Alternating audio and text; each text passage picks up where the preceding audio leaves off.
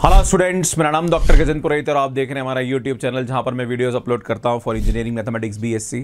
इसमें आज से 3 से 3.5 साल पहले मैंने न्यूमेरिकल एनालिसिस बनाया था, जिस पे ग्रीन बोर्ड पे मैंने पूरा का पूरा कंटेंट आपके सामने दिया, जहां पर मैंने न्यूटन रॉप्सन मेथड है, आइट्रेशन मेथड है, सेकेंड मेथड है, बाइसेक्शन मेथड है, फिर न्यूमेरिकल इंटीग्रेशन है, इंटरपोलेशन है, न्यूमेरिकल डिफरेंशिएशन है। बहुत अच्छे वीडियोस अपलोड किए थे। इवन मैंने डिफरेंशियल इक्वेशन को कैसे सॉल्व करते हैं बाय द न्यूमेरिकल एनालिसिस, बहुत अच्छा काम कर रखा है। पर इसमें मुझे लगा कि कुछ और कंटेंट ऐसे जिसको इम्प्रोवाइज किया जा सकता है, तो मैं जो न्यूमेरिकल एनालिसिस सीरीज को मैं वापस री अपलोड करने वाला हूं, जहां पर इस सीरीज का नाम रहेगा 2.0 और इसके अंदर मैं 1 बाय 1 सभी टॉपिक अपलोड करूंगा। जैसे मैंने स्टार्ट किया एरर एनालिसिस, जो कि मेरे पुरानी सीरीज में नहीं था। उसके बाद फिर जो ऑपरेटर्स है, फिर इंटरपोलेशन है, इक्वल एंड अनइक्वल इंटरवल है, उसके बाद न्यूमेरिकल डिफरेंशिएशन है, न्यूमेरिकल इंटीग्रेशन है। उसके बाद डिफरेंस इक्वेशन का जो टॉपिक था वो पहले हमारे यूट्यूब पे नहीं अपलोड था, हम उस पर भी काम करेंगे। तो पूरा का पूरा जो कंटेंट है न्यूमेरिकल एनालिसिस का वो हम यहाँ पे देने की कोशिश करेंगे। तो आज की जो क्लास है इसके अंदर मैं आपको पढ़ाने वाला हूँ एरर एनालिसिस की। जो एरर है वो एग्जैक्टली कितने टाइप के होते हैं और कैसे हम यहाँ पे इसको एनालाइज करते हैं by the numerical analysis tools. तो स्टूडेंट शुरू करते हैं।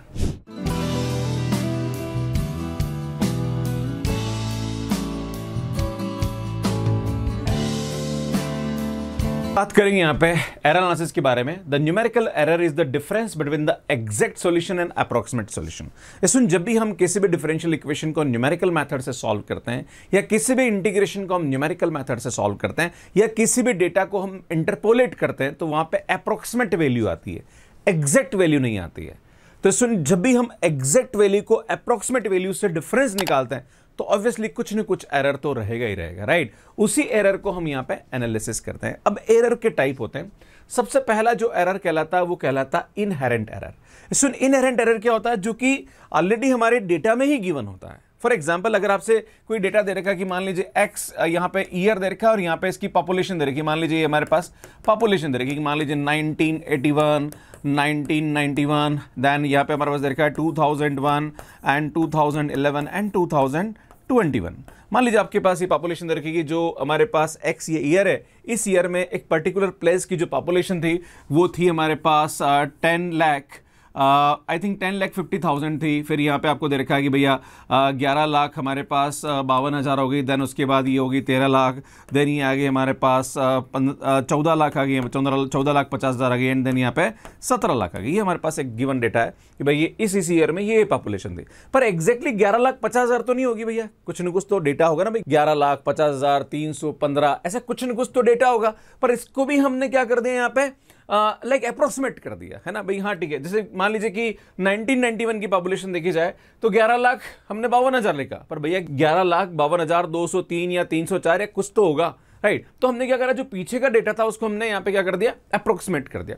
तो जब हम यहाँ पे किसी भी डेटा को एनालिसिस करेंगे, मान लीजिए हमने यहाँ पे पॉपुलेशन निकालने की कोशिश करेगी 1982 में कितनी रहेगी पॉपुलेशन, या आपसे बोला जाए कि 2020 में क्या पॉपुलेशन रही होगी, या हम बात करें 2009 में क्या पॉपुलेशन रहेगी। तो जब भी हम किसी डेटा को एनालिसिस करेंगे तो ऑब्वियसली ये जो हमने यहाँ पे अप्रोक्सीमेशन यूज किया है, इसकी वजह से इसकी कैलकुलेशन में भी कहीं ना कहीं एरर आएगा, राइट। और वो जो कैलकुलेशन में एरर आता है उसको बोलते हैं हम इनहेरेंट एरर, क्योंकि जो हमने डेटा लिया उस डेटा में ही एरर था, तो उसकी वजह से हमारे पास जो फाइनल आंसर आएगा उसमें भी कहीं ना कहीं एरर आएगा। That error is known as a inherent error, right. ये आपको समझने की जरूरत है। तो अगर मैं आपको समझाना चाहूं तो inherent error exist in the problem either due to the approximate given data, limitation of the computing aids such as mathematical table, desk calculator, such type of error can be reduced by the taking better data। अगर हम इस inherent error को reduce करना चाहते हैं तो हम यहाँ पे exact data लेंगे, तो हमारा जो error आएगा वो कम से कम आएगा। पर जब भी हम exact data लेते हैं तो वहाँ पे calculations बहुत हो जाती है, राइट। तो उसके लिए कहीं ना कहीं हम ऐसे सॉफ्टवेयर यूज करें जिसकी वजह से इस एरर को हम कम कर सकते हैं। बात करते हैं round off error. Normally round off error नाम से पता पड़ रहा है कि जैसे मान लीजिए हमारे पास कोई नंबर दे रखा है 1.24372, इसको हम क्या लिख रहे हैं 1.244। तो भैया एक्चुअली ये हमारे पास एग्जैक्ट वैल्यू और ये हमने यहाँ पे इसको अप्रोक्सीमेट किया, तो इसका जो डिफरेंस होगा वो हमारे पास आ रहा 0.00028। That is known as a round off error. सुनिए क्या होता है हमारे पास, राउंड ऑफ एरर होता है। अब आप बोलोगे सर फिर तो इनहेरेंट एरर और राउंड ऑफ एरर एक ही हुआ। भैया जो इनहेरेंट एरर होता है वो हमारे पास पर्टिकुलर डेटा के साथ होता है, फिर उसकी कैलकुलेशन करते हैं और फाइनल आंसर लेते हैं, उसकी वजह से वहां पे जो एरर आता है वो इनहेरेंट एरर होता है। बट यहां पे अगर बात करें राउंड ऑफ एरर का मतलब क्या हो कि मान लीजिए आपने 1982 की पॉपुलेशन निकाली और वो पॉपुलेशन आई 11,25,255। और आपने यहां पे कर दिया 11,25,000, पीछे की डेटा को छोड़ दिया, अप्रोक्सीमेट कर दिया, तो भैया यहां पे आपकी जो कैलकुलेशन हुई उसके अंदर आपने उसको राउंड ऑफ किया, राइट, फाइनल आंसर को राउंड ऑफ किया, तो वो जो एरर आएगा वो राउंड ऑफ एरर कहलाता है। क्लियर है, ये आपको ध्यान देने की आवश्यकता है। नेक्स्ट बात करेंगे चॉपिंग।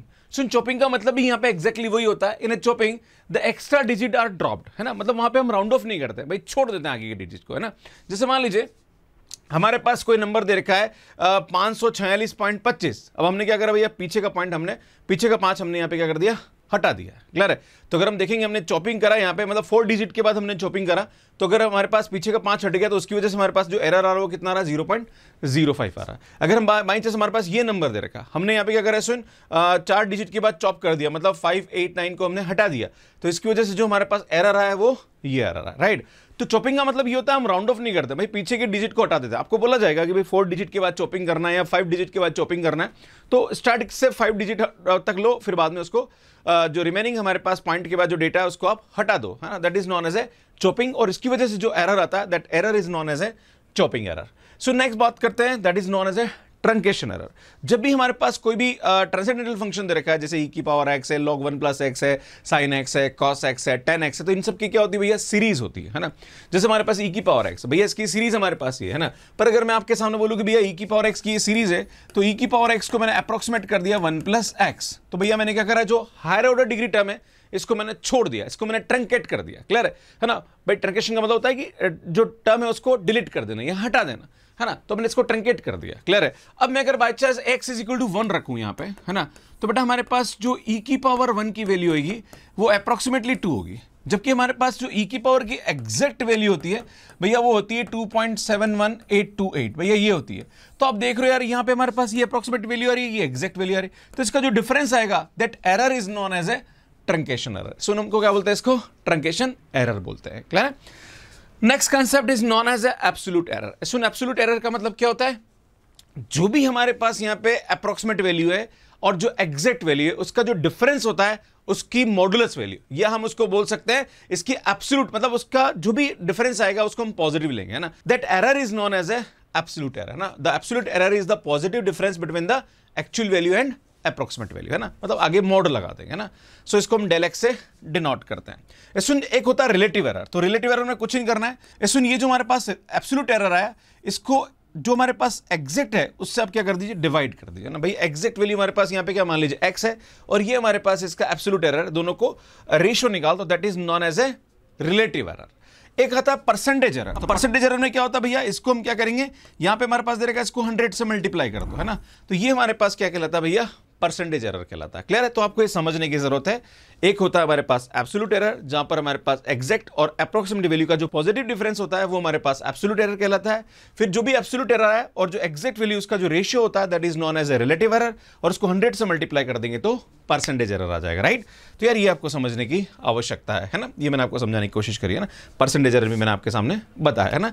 नॉर्मली परसेंटेज एरर को हम जो कैलकुलेट करते हैं, बाई चांस कभी भी आपको कोई एरर पूछ ले कि भैया रिलेटिव एरर क्या आएगा, तो हमारे पास यहाँ पे टोटल पार्शियल डिफरेंशिएशन का कंसेप्ट आता है कि u is function of x1 x2 xn, और हम यहाँ पे इसको पार्शियल डिफरेंशिएट कर रहे हैं, तो इसमें यहाँ पे del u by del x1 into del x1, del u by del x2 into del x2, इस टाइप से हम यहाँ पे इसको कैलकुलेट करते हैं। मैं भी आपके सामने कुछ क्वेश्चंस लूंगा तो उससे आपको थोड़ा समझ में आएगा। जैसे मान लीजिए हमारे पास एग्जांपल दे रखा है, क्या बोल रखा है कि find the relative maximum error in the following data. ये हमारे पास दे रखा है u इज इक्वल टू, क्या दे रखा है भैया, u इज इक्वल टू हमारे पास दे रखा है 7xy अपॉन zq, और भैया आपको यहाँ पे क्या निकालना है, इसका रिलेटिव एरर निकालना, मतलब आपको यहाँ पे क्या निकालना है भैया, डेल u अपॉन u की वैल्यू निकालनी। क्लियर है, जब भी हमारे पास ऐसा क्वेश्चन दे रखा है तो भैया आपके पास del x, del y, del z और xyz सब दे रखा है, तो सुन जब भी हमारे पास इस टाइप का कोई भी क्वेश्चन आए तो आप लॉग लगा करेंगे तो ज़्यादा ईजी पड़ेगा ना। तो हम क्या करेंगे, सुन यहाँ पे दोनों तरफ लॉग ले लेते हैं। भैया क्या आएगा, log u is equal to log, ये आएगा 7xy अपॉन जेड क्यूब आएगा। ये एक अलग तरीके से मैंने बता रखा है, ये आप देख सकते हैं, जो मैं बता रहा हूँ आपको वो भी एक तरीका है। अल्टीमेटली यहाँ पे वही काम कर रखा है हमने, बस थोड़ा सा लॉग डायरेक्ट ले लिया है ना। तो सुनिए आएगा हमारे पास log u is equal to, ये आएगा log 7 plus log x plus log y minus log z cube हो जाएगा। भाई समझ रहे हो ना, ये प्रोडक्ट है ना, तो प्रोडक्ट ये आएगा प्लस में आएगा और जो नीचे आएगा वो माइनस में आ जाएगा। क्लियर है, बट हम थोड़ा सा इसको सिस्टमेटिक कर लेते हैं। log u is equal to, ये आएगा log 7 प्लस यहाँ पे हमारे पास ये आएगा log x, है ना, प्लस log y, और बेटा ये 3 बाहर निकाल लेता हूँ तो log z आएगा। अब हम क्या करते हैं, इसको पार्शियल डिफरेंशिएट कर देते हैं विद रिस्पेक्ट टू यहाँ पे u, तो इसमें डेल u बाई u हो जाएगा। हम हर एक को पार्शियल डिफरेंशिएट करते हैं ना बेटा, यहाँ 7 है तो 0 हो जाएगा बेटा। x का पार्शियल डिफरेंशिएट क्या आएगा बेटा, डेल x अपॉन x हो जाएगा। यहाँ पे क्या आएगा भैया, डेल y अपॉन y हो जाएगा, माइनस ये आएगा 3 डेल z अपॉन z आ जाएगा। क्लियर है भैया, हमारे पास डेल u अपॉन u की वैल्यू निकालनी है ना। अब सुन, यहाँ पे एक बात समझने की जरूरत है। आपसे ये बोला जा रहा है कि find the relative maximum error. देखो, एक तो आपसे कभी कभी पूछ लिया जाएगी find the error, relative error, तो भैया आपको सीधी यहाँ पे इसकी वैल्यू पुट कर देनी है, del x del y del z की, और x y z की वैल्यू पुट कर दो, आपका आंसर आ जाएगा। पर जब हमें मैक्सिमम रिलेटिव एरर बोले तो हम क्या करेंगे भैया, इसका मॉडुलस लेंगे, है ना।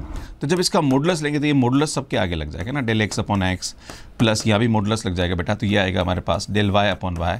सुन, यहाँ भी मॉडुलस लगेगा तो मॉडुलस की वजह से ये माइनस जो होगा ये हमारे पास क्या आ जाएगा भैया, प्लस हो जाएगा। ये आपको ध्यान देने की आवश्यकता है। तो डेल u अपॉन u का जो मॉडुलस आएगा बेटा, इसकी वैल्यू आएगी 0.001 upon 1 plus 0.001 upon 1 plus 3 into 0.001 upon 1 आ जाएगा। तो बेटा आप देख रहे हैं 0.001, 0.001 एंड 0.003 आएगा। तो सुन, यहाँ से हमारे पास इसकी जो वैल्यू आएगी वो आएगी 0.005 आ जाएगा। तो सुन, ये हमारे पास क्या आएगा, इसका मैक्सिमम रिलेटिव एरर आ जाएगा। तो इस प्रकार से इस क्वेश्चन को करते हैं। सुन, यहाँ पे एक और चीज़ होती है जो कि समझने की ज़रूरत है कि जब हम आगे पढ़ेंगे, सुन ये आगे का चीज़ है कि यहाँ पे हम लैग्रांज इंटरपोलेशन कंसेप्ट यूज़ करते हैं फॉर द अनइक्वल इंटरवल। जब किसी डेटा को इंटरपोलेट करते हैं, है ना, वो इक्वल इंटरवल के लिए भी हम यूज़ कर सकते हैं ना, पर नॉर्मली वो अनइक्वल इंटरवल के लिए होता है। तो वहाँ पर भी एरर का कंसेप्ट आता है। तो वो क्या होता है, सुन, अगर हमारे पास लैग्रांज जनरल इंटरपोलेशन फार्मूला होता है, उसका जो एरर का फार्मूला होता है वो होता है हमारे पास 1 upon n+1 factorial x minus x0 x minus x1 up to x minus xn f n+1 जाई हो जाएगा। अगर हमारे पास यहाँ पे लीनियर इंटरपोलेशन फार्मूला है तो बेटा यहाँ पे हमारे पास क्या है, 1/2 factorial x minus x0 x minus x1 double order derivative जाई हो जाएगा। अगर हमारे पास क्वाड्रेटिक इंटरपोलेशन फार्मूला देखें तो यहाँ पे एक और टर्म बढ़ जाएगी और ट्रिपल डैश जाई हो जाएगा। क्लियर है। तो ये हमारे पास इस पे एग्जाम में कभी बच्चों के क्वेश्चंस बन जाते हैं। मैंने कुछ बुक्स में देखा था तो वहाँ पे इस टॉपिक पे क्वेश्चंस बने, तो बड़ा इजी टॉपिक है ना। बट ये कि फार्मूला बेस्ड क्वेश्चन आता है तो एग्जाम में आप बहुत इजीली इसको कर सकते हैं। मैं एग्जाम्पल बताता हूँ एक, है ना। प्रश्न बताने से पहले मैं आपको बताना चाह रहा हूँ कि अगर आप CSIR-NET या IIT-JAM एग्जाम की तैयारी कर रही है या गेट एग्जाम की तैयारी कर रहे हैं तो हमारी बुक्स अमेजोन पे अवेलेबल है, इसको आप बाय कर सकते हैं। इसमें फ्लिपकार्ट पे भी आप फ्लिपकार्ट से भी आप बाय कर सकते हैं, इसका लिंक आपको डिस्क्रिप्शन में मिल जाएगा। सो नेक्स्ट क्वेश्चन देखिए यहाँ पे, जो कि लैग्रांज वाले कंसेप्ट पे है कि determine the step size that can be used in tabulation of f(x) is equal to sin x in the interval 0 से π/4 at equally spaced nodal point so that the truncation error of the quadratic interpolation is less than 5 into 10 to the power -8। इसमें यहाँ पे h की value निकालें ना। Step size मतलब आपको क्या करना भैया, h की वैल्यू निकालें। और यहाँ पे आपसे बोला जा रहा है कि जो क्वाड्रेटिक इंटरपोलेशन है वो लेस देन हो इससे, है ना। मतलब यहाँ से हमारे पास इसकी जो वैल्यू आ रही है वो आ रही है कि e2f(x) जो है भैया वो लेस देन क्या होना चाहिए, 5 इंटू 10 टू द पावर -8 होना चाहिए, राइट। तो उस वाले केस में आपके h की वैल्यू क्या होगी, तो भैया हम क्या करेंगे, हम इसकी वैल्यू निकालेंगे यहाँ पे, है ना, ठीक है। और इसकी वैल्यू निकाल के यहाँ पुट कर देंगे, देन यहाँ से हमारे पास h की वैल्यू आ जाएगी। भैया हमारे पास क्या होता है, क्वाड्रेटिक फार्मूला ये होता है ना। हमारे पास जो f(x) दे रखा है वो क्या दे रखा है बेटा, ये दे रखा है। इसको 3 बार डिफरेंशिएट करो, है ना। तो बेटा अगर जब हम एक बार डिफरेंशिएट करेंगे f को तो यार ये आएगा हमारे पास cos x। जब इसका डबल ऑर्डर डेरिवेटिव करेंगे तो ये आएगा माइनस का sin x, है ना। फिर जब इसका ट्रिपल ऑर्डर डेरिवेटिव करेंगे तो भैया ये आएगा माइनस का cos x, है ना। तो सुनो, हमारे पास जो f ट्रिपल डैश की जो वैल्यू आएगी वो माइनस का cos x आएगी। अब आपको ये समझने की जरूरत है, यहाँ पे ये बोला जा रहा है कि जो क्वाड्रेटिक इंटरपोलेशन की वैल्यू है वो इससे क्या है, लेस देन है। मतलब अगर हम बाई चांस इसकी वैल्यू निकालें और इसकी मैक्सिमम वैल्यू भी निकाल लें तो भी ये वैल्यू से क्या होगा, ये छोटा होगा। तो हम क्या करते हैं, इसको मैक्सिमम निकाल लेते हैं ना। तो इसमें इसका मैक्सिमम होगा तो इसका मॉडुलस ले लेंगे, राइट। तो इसकी वैल्यू आएगी 1/3 फैक्टोरियल। फार्मूले मैंने मॉडुलस लगा दिया और इसका भी हम मॉडुलस लगा लेंगे, राइट। अब हम जानते हैं कि जो cos x आ रहा माइनस का, इसका मैक्सिमम वैल्यू क्या होता है भैया, cos की मैक्सिमम वैल्यू 1 ही होती है। तो भैया यहाँ से हम क्या करेंगे, इसकी वैल्यू 1 रख देंगे। तो बेटा हमारे पास यहाँ पे क्या आएगा, अगर हम इसको लिखने जाएं तो e2 भैया ये आएगा हमारे पास f(x), है ना, ये आएगी is less than equal to 1/3 factorial 1/6 हो जाएगा। एंड बेटा ये आएगा x माइनस x0, चूंकि ऑब्वियसली मॉडुलस ही हमारे पास यहाँ पे है ना, and x minus x1 and x minus x2। भैया इसकी वैल्यू जो होगी ये मॉड ट्रिपल डैश x जो है, मतलब cos x जो आएगा इसकी वैल्यू हमारे पास क्या आ जाएगी, 1 आएगी। तो हम इसको ऐसा लिख सकते हैं, नहीं। अब हम ये जानते हैं कि सुन यहाँ पे इक्वली स्पेस्ड है ना। अगर हम देखें डेटा तो सुनिए हमारे पास x0 है, x1 है, x2 है, x3 है, राइट। ये हमारे पास डेटा रखे, x3 तो है नहीं, हमारे पास x2 तक ही डेटा है। इसका मतलब ये हुआ कि इनका जो डिफरेंस है वो कितना h है ना। अगर हम देखें तो x1 माइनस x0 की वैल्यू कितनी है, h है। अगर मैं बात करूं कि x2 माइनस x1 की वैल्यू हमारे पास यहाँ पे कितनी है भैया, h, है ना, ये आप समझते हैं यहाँ पे। अब सुन यहाँ पे क्या करते हैं, इसका कंसेप्ट हम यहाँ पे यूज करेंगे। तो मैं क्या करता हूँ, सुन यहाँ पे जो x माइनस x1 है, इसको मैं क्या करता हूँ, x minus x1 upon h को मैंने यहाँ पे t एज्यूम कर लिया। तो इसका मतलब x minus x1 is equal to क्या होगा बेटा, यहाँ पे TH हो जाएगा। क्लियर है? तो भैया यहाँ से हमारे पास जो वैल्यू आएगी वो हमारे पास क्या आएगी, सुनिए लेस देन इक्वल टू 1/6, है ना।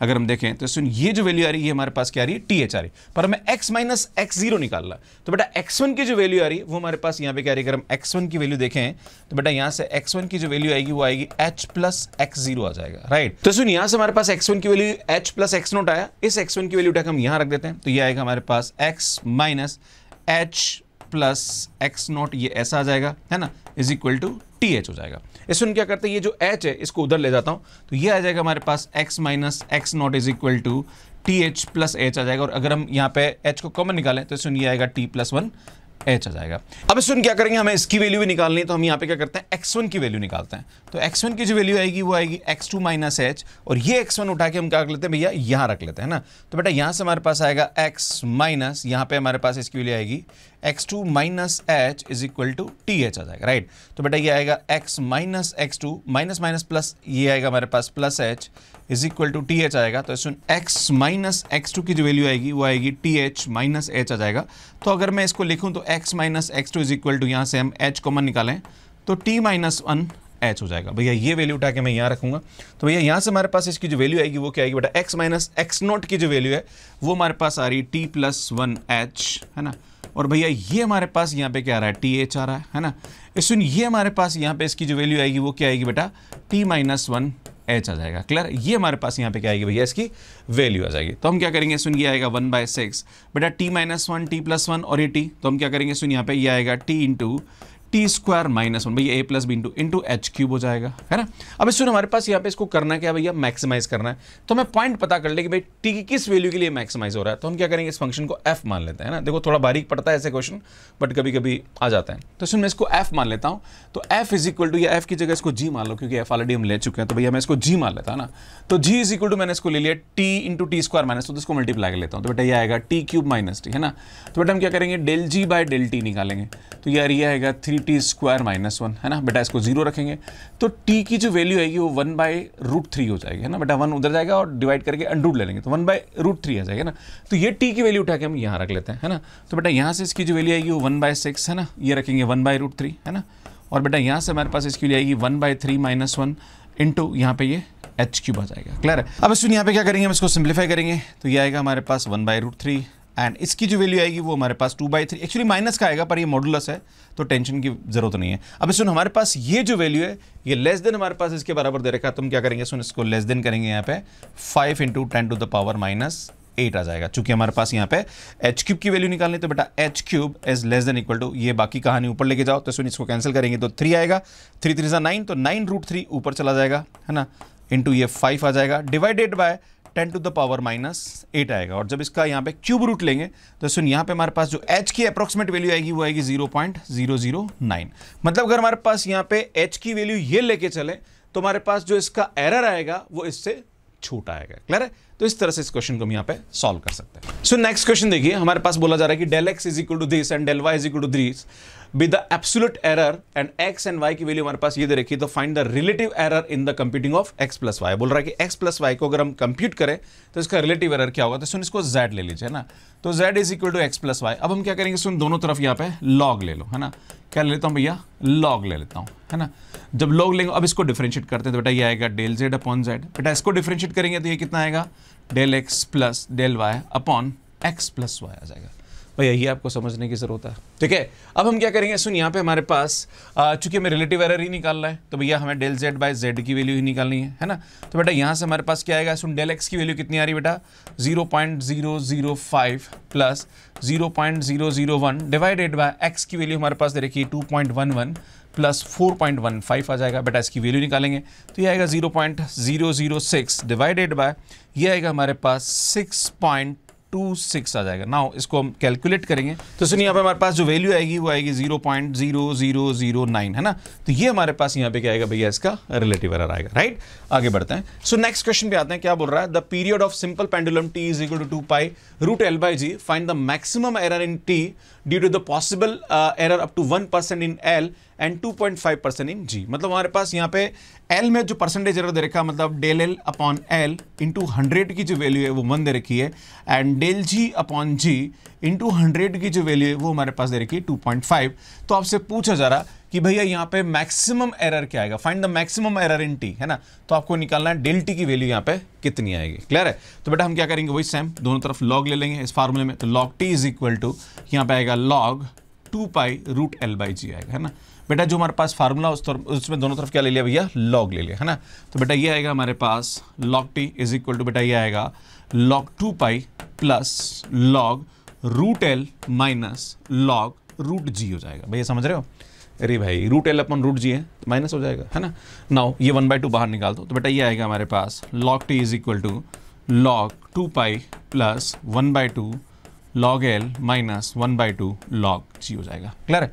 इसमें क्या करेंगे, यहाँ पे ध्यान दीजिएगा, हम इसको डिफरेंशिएट करेंगे तो ये आएगा डेल t अपॉन t, बेटा इसका तो 0 आ जाएगा, प्लस ये आएगा 1/2 del L upon L minus 1/2 del G upon G आ जाएगा, क्लियर है। चूंकि हमारे पास यहाँ पे मैक्सिमम एरर बोल रहा है तो इसमें यहाँ पे जो माइनस है हम वो मॉडुलस लेंगे और माइनस को हटा देंगे, क्लियर है। तो यार भैया हमारे पास यहाँ पे क्या आएगा, del t upon t is equal to, बेटा ये आएगा हमारे पास 1/2 डेल L अपॉन L, है ना, प्लस ये आएगा हमारे पास 1/2 डेल G अपॉन G हो जाएगा, क्लियर है। अब चूंकि हमारे पास यहाँ पे परसेंटेज एरर दे रखा है तो मैं क्या करता हूँ 100 से इसको मल्टीप्लाई कर देता हूँ, है ना। तो del t upon t into 100 is equal to 1/2, बेटा ये आएगा del L upon L into 100, है ना, एंड प्लस 1/2, बेटा ये आएगा del G upon G into 100 आ जाएगा, 100 अंदर ले लेंगे बाद में। तो बेटा इसकी जो वैल्यू दे रखी है वो हमारे पास क्या दे रखी है, del t upon t into 100 is equal to, बेटा यहाँ से हमारे पास इसकी जो वैल्यू आएगी वो हमारे पास दे रखी है 1 और ये दे रखा है हमारे पास 2.5। तो बेटा 1/2 तो कॉमन निकालता और ये हमारे पास दे रखा है 1 प्लस ये दे रखा है 2.5, है ना। ये हमारे पास यहाँ पे क्या दे रखी है, इसकी वैल्यू दे रखी है। तो del t is equal upon t into 100 is equal to, बेटा यहाँ से हमारे पास इसकी वैल्यू आएगी 3.5 अपॉन 2 आ जाएगा। सुन हमारे पास जो आंसर आएगा वो आएगा del t upon t into 100 is equal to, ये आएगा हमारे पास 1.75। तो सुन ये हमारे पास परसेंटेज एरर आएगा ना, 1.75 क्या आएगा भैया, परसेंटेज एरर आएगा। तो यहाँ पे क्वेश्चन में थोड़ा करेक्शन है, वो आपसे पूछ रहा है कि find the maximum percentage error इन t, है ना। तो ये थोड़ा सा आप ध्यान दीजिएगा। तो इस तरह से इसको हम यहाँ पे करेंगे। सो नेक्स्ट क्वेश्चन देखिए क्या बोल रहा है, a balloon is the form of right circular cylinder of radius 1.5 metre and length 4 metre and is surmounted by the hemispherical ends. इसमें यहाँ पे ये हमारे पास एक सिलेंडर है और यहाँ पे भी हमारे पास एक बलून है और इसमें यहाँ से भी हमारे पास क्या दे रखा है, एक बलून दे रखा है, क्लियर है। हमारे पास यहाँ पे जो रेडियस दे रखी है इसकी वो दे रखी है 1.5, है ना। इसमें यहाँ पे जिसको हाइट दे रखी है वो 4 दे रखी है ना।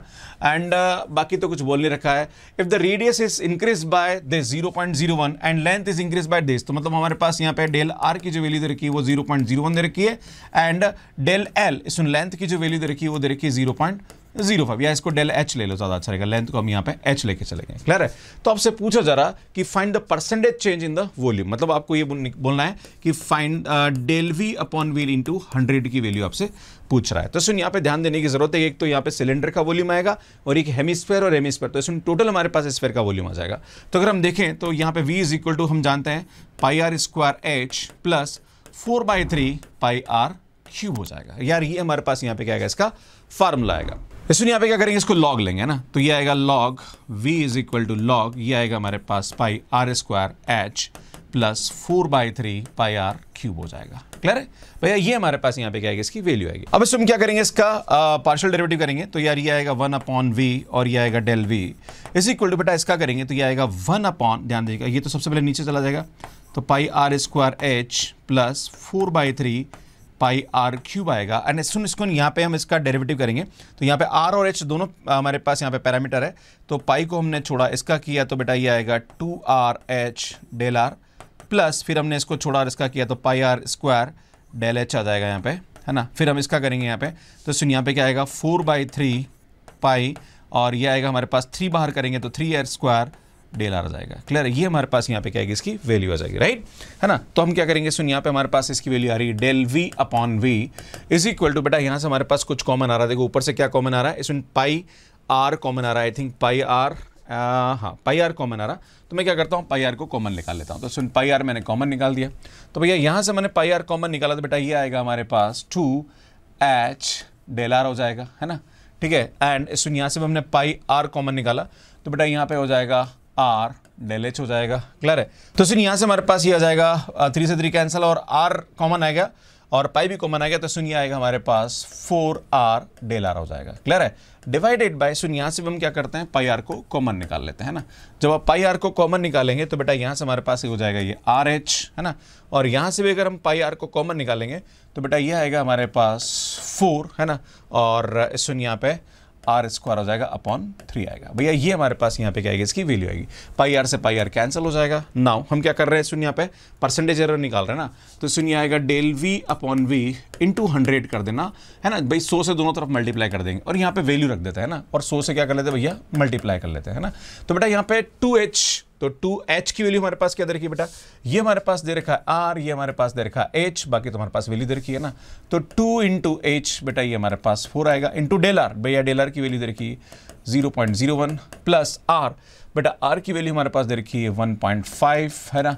डेल h, भैया डेल h की वैल्यू दे रखी है 0.05, है ना, प्लस सुनिए 4 एंड r की वैल्यू, सुन r हमारे पास यहाँ पे क्या दे रखा है 1.5 दे रखा है ना, एंड डेल आर, सुन डेल आर की वैल्यू हमारे पास दे रखी है 0.01, राइट, डिवाइडेड बाय सुन यहाँ से हमारे पास r इंटू एच, है ना, तो सुन r इंटू एच की जो वैल्यू आएगी वो हमारे पास क्या आएगी, सुन 15 चौके 60 मतलब 6 आ जाएगा, प्लस 4/3 सुन r की वैल्यू आएगी 1.5 का होल स्क्वायर आएगा और इंटू 100 भी आएगा। तो सुन इसकी जब कैलकुलेशन करेंगे तब इसका जो आंसर आएगा 2.39% इसका क्या आ जाएगा, आंसर आएगा। तो यार इस प्रकार से इस क्वेश्चन को बहुत इजीली यहाँ पे कर सकते हैं। सुन यहाँ पे ये वाला जो क्वेश्चन है ये कमेंट बॉक्स के लिए, और इसको सॉल्व करने में आपको कितना टाइम लगा प्लीज कमेंट करके जरूर बताइए। इस टाइप की जो न्यूमेरिकल क्लासेस की जो मेरी पुरानी प्लेलिस्ट है वो आप यहाँ जाके देख सकते हैं।